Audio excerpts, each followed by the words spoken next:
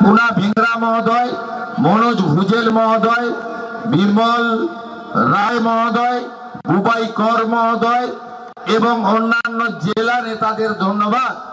রাজ্যের নেতা বিদ্যাসাগর মন্ত্রী থেকে শুরু করে প্রাক্তন সভাপতি দেবাশিস চক্রবর্তী, ভূপেন্দ্রনাথ রায়, পরিবর্তন যাত্রা প্রবক দীনবন্ধু রায় থেকে শুরু করে আমার প্রিয় মন্ডল প্রেসিডেন্টরা প্রদীপ সরকার, সঞ্জীব চন্দ্র রায়, বিমল রায়, পীযুষ কান্তি রায়, আমাদের আশেকার রহমান, শঙ্কর বর্মন সহ মনোজ রায়, জ্যোতিপ্রকাশ রায় সহ প্রত্যেককে আমি আমার অন্তর থেকে কৃতজ্ঞতা এবং অভিনন্দন জানাই। আপনারা শুনেছেন জয়ন্ত বাবুর ভাষণ, দীপক বাবুর ভাষণ, বাপিদার ভাষণ, শ্যামল রায়ের ভাষণ। আমি আপনাদের কাছে একটা কথাই আবেদন করব যে এবারে পরিবর্তন পশ্চিমবঙ্গে যদি আমরা না করতে পারি তাহলে পশ্চিমবঙ্গের যা ক্ষতি গত 15 বছরে হয়েছে, তার আগে 34 বছরের বাম আমলে হয়েছে, এই পশ্চিমবঙ্গে অগ্রগতি, প্রগতি, বিকাশ এবং অস্তিত্ব সবই বিপন্ন হবে। পশ্চিমবঙ্গ এমনি এমনি হয়নি।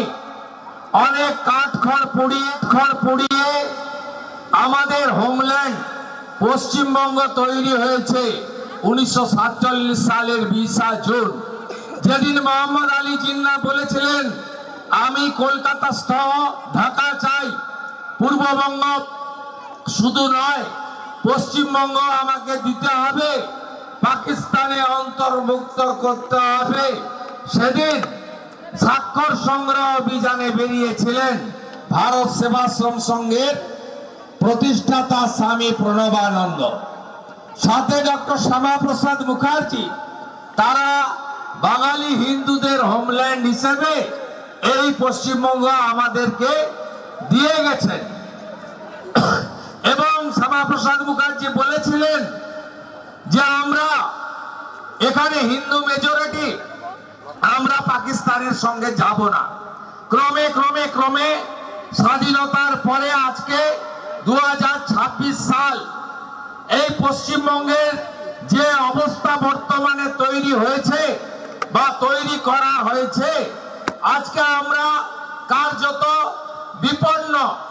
যেভাবে কোচবিহার জেলায় ডেমোগ্রাফি বদলে গেছে, যেভাবে উত্তর দিনাজপুর জেলায় ডেমোগ্রাফি বদলে গেছে, যেভাবে মালদা জেলায় জনবিন্যাস বদলে গেছে, যেভাবে দক্ষিণ 24 পরগনা থেকে শুরু করে 9টি জেলাতে জনবিন্যাস বদলে গেছে, তাতে আমাদের অস্তিত্ব বিপন্ন হতে চলেছে।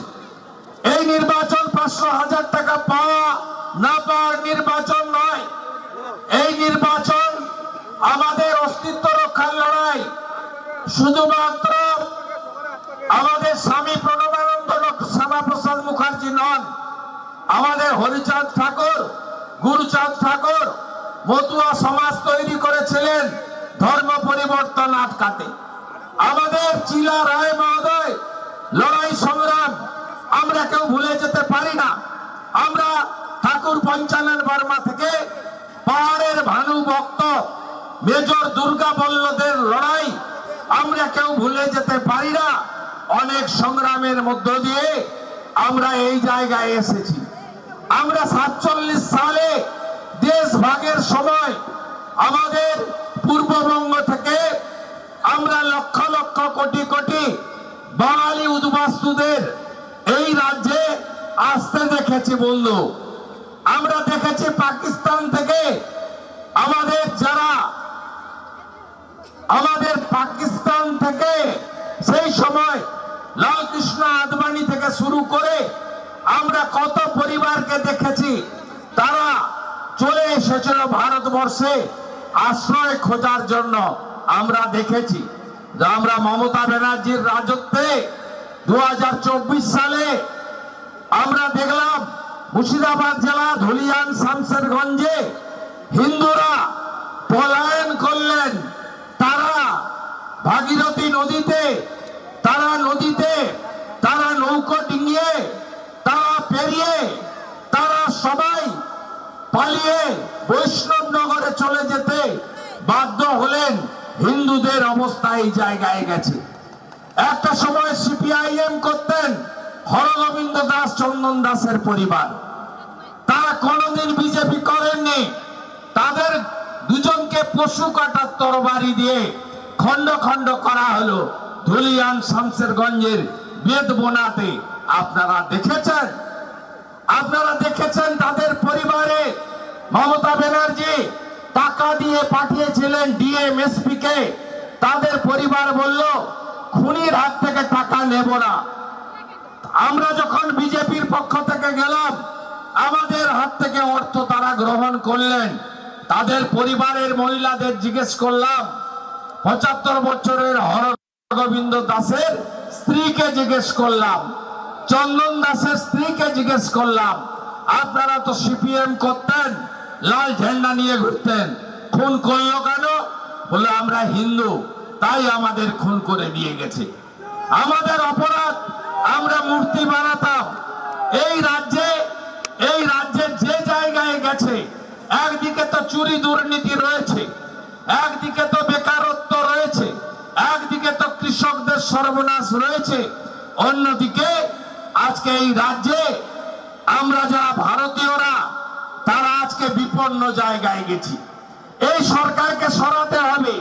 কোন ভারতীয় মুসলমানদের নিয়ে আমাদের সমস্যা নেই। আমাদের মন্ডল প্রেসিডেন্ট আশেকার রহমান, আমাদের কারোর সঙ্গে বিরোধ নেই।